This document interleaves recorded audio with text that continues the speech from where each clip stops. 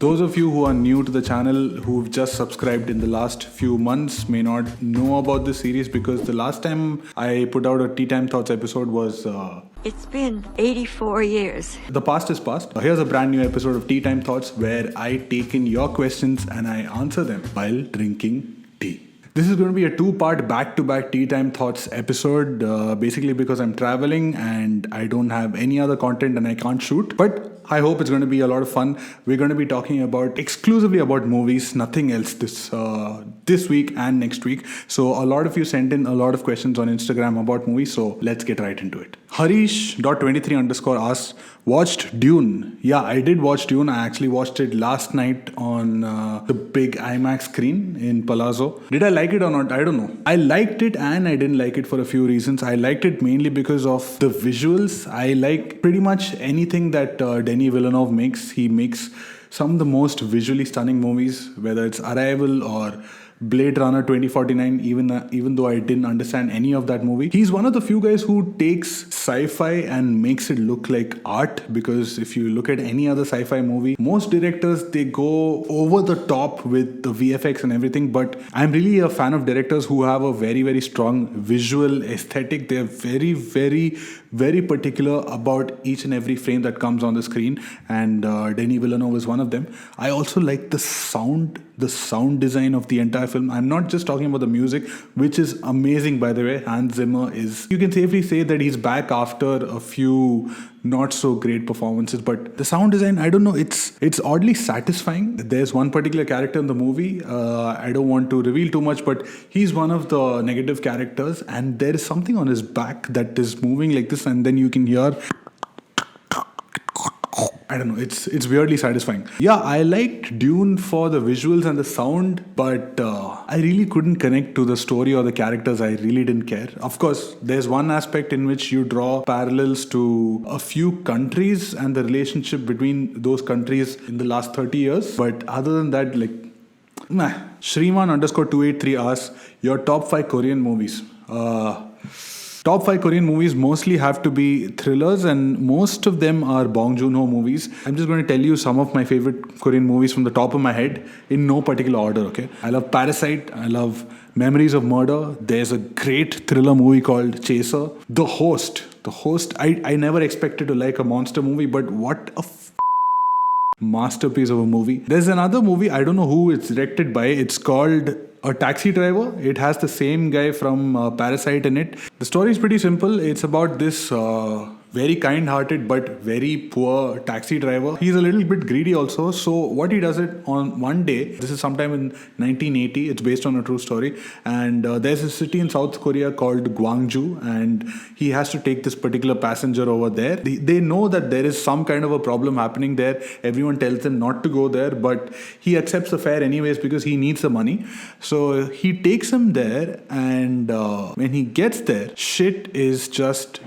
How he deals with the situation, how he takes the help of the people around him, of that town, and how he tries to get out of that situation is the rest of the story. I've not been that moved by a movie in a very, very long time. I just watched it earlier this year. So if you can get it, I don't know if it's streaming on any streaming platform. So if you can get it, please get it. It's called A Taxi Driver. Except the end, which is a little bit like a Tamil film, but other than that, it's just beautiful. Siva Danis, I think, he asks, thoughts on biopics.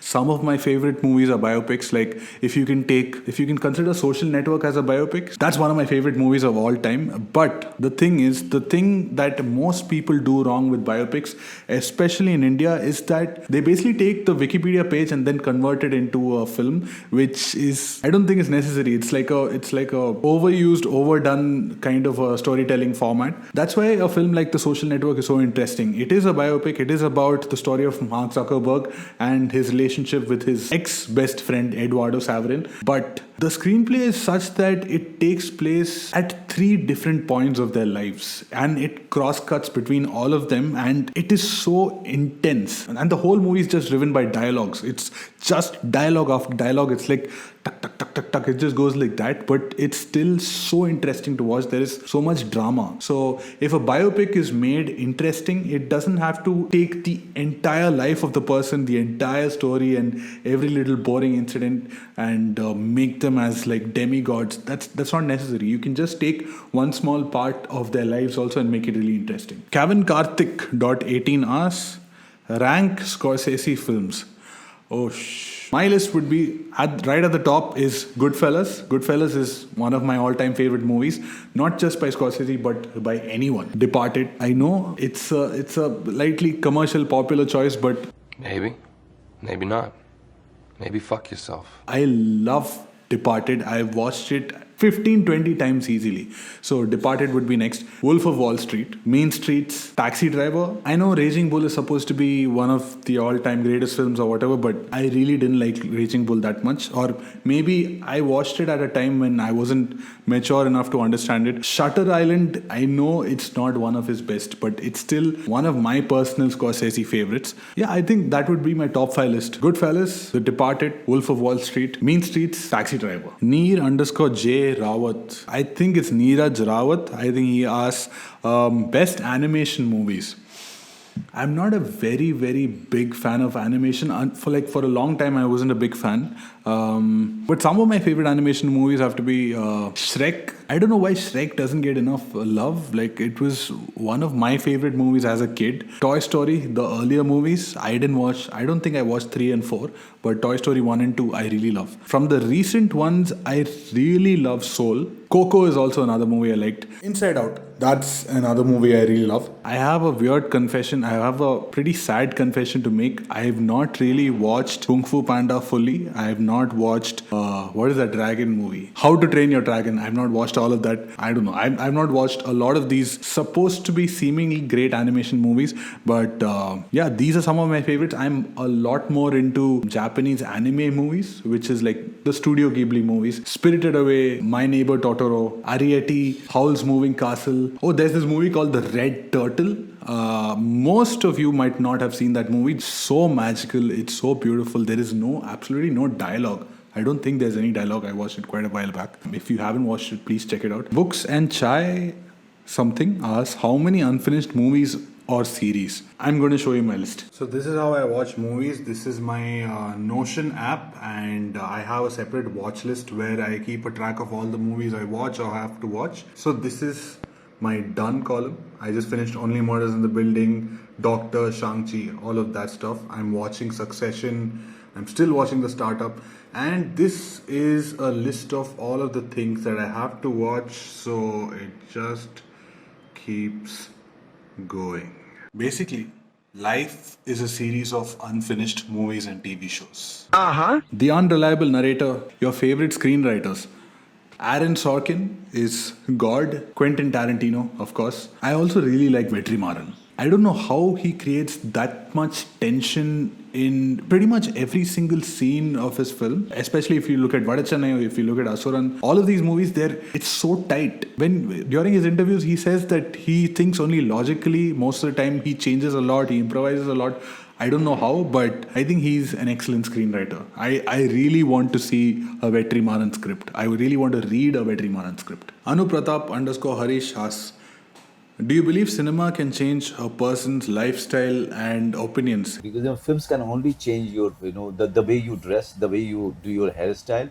They can't change your moral values. You can't. What he basically means by that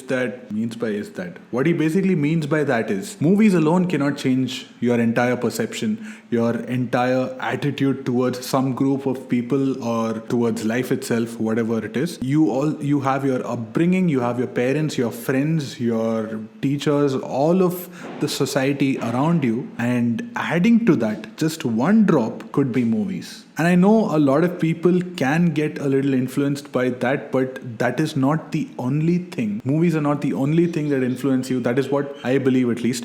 There is a lot of other things that we don't usually talk about, and we can easily blame movies because movies are like a soft target. We think it's entertainment. It's like this industry that can be blamed easily for anything. So we just take the easy way out and blame a few people rather than addressing what is happening around us, what is happening in our homes. That's just the sad truth. Sharath under Gops asks, I know you're a big Talevar fanatic, yes, and so am I. That said, what is your number one Talevar acting performance? I can't single out any film or anything like that, and a lot of people say that Rajni is known more for his style and everything than his acting, but there's one particular scene in Basha. There's this scene in which Nagma's dad's gang members come and destroy his auto. If you just observe his face, if you just observe his expression, you can see that there is so much anger, there is so much frustration going on in his mind, there's so much of a dilemma going on, but at the same time he has to protect his identity for the sake of his family, for the sake of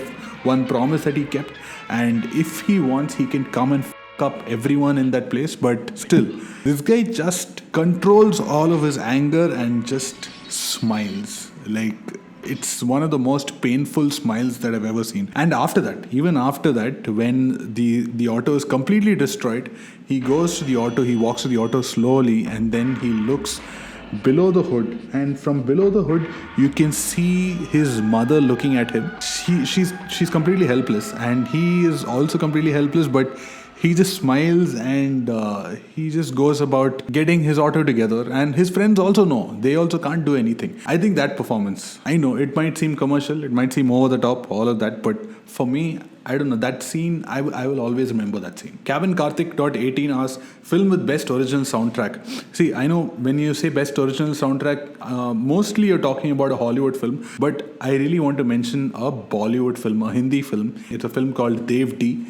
One of my favorite films, one of my favorite Anurag Kashyap films ever. It's the modern version of Devdas. That album, even now, even after 12 years, that album, I still listen to that album like I did the first time, because it's one of the films that has 19 songs. Each song has a particular purpose, it has a particular sound, it has a particular feel and a vibe to it. Amit Trivedi, he's made so many other amazing albums, but it will always stay close to me. Hollywood albums, I think anything by Hans Zimmer, but particularly Interstellar. You don't feel that you've had a life before this. You feel like you're there, you're in space, you're going with Cooper and traveling between galaxies.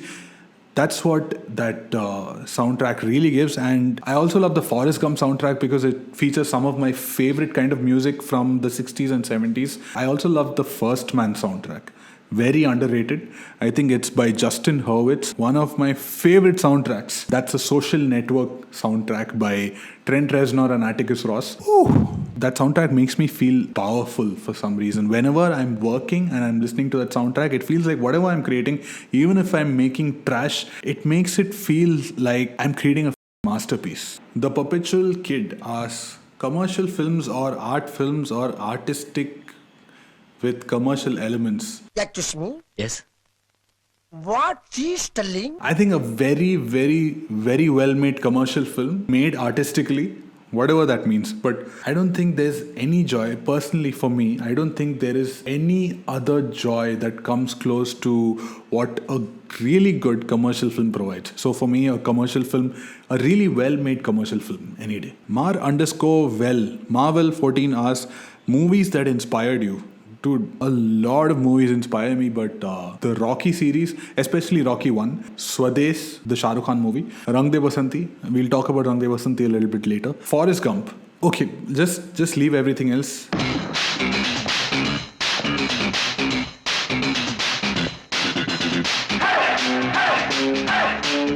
Annamala, all-time favorite inspiring movie. Annamala is right at the top. Krish23 asks, anything about Imtiaz Ali's Tamasha? Tamasha is one of my favorite Hindi movies of all time. Really, when I was watching it, I felt like I was watching a part of my life that I already lived on screen. Like, I was that guy who struggled with maths and science in school and college. I think Imtiaz and Ranveer both, somehow they work together and they capture the exact agony of someone in that place, someone who really cannot cope with the Indian education system. A lot of people didn't like this film because it was a little abstract. Like, for example, the Madhavan's character in Three Idiots and Ranbir's character in Tamasha is almost the same. Like, of course, Madhavan's character is in college and Ranbir's character is now working and he's become like this corporate robot. But in Three Idiots, it's told in a much more commercial format in which you have your friends also around you and you clearly express that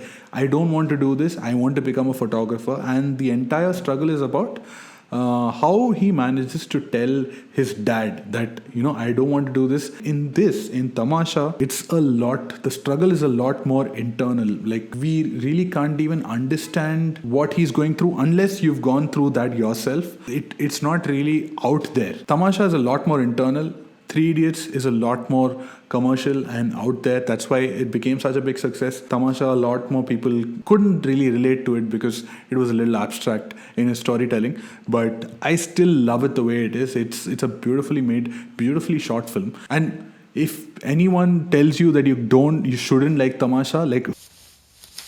Okay, what just happened was that my camera battery just ran out, so we'll have to end this part of this episode right here. I'll see you in part 2 of this episode. We'll be talking about a lot more about movies next week. It's gonna rain right now, so I'm going, but I'll see you next Friday.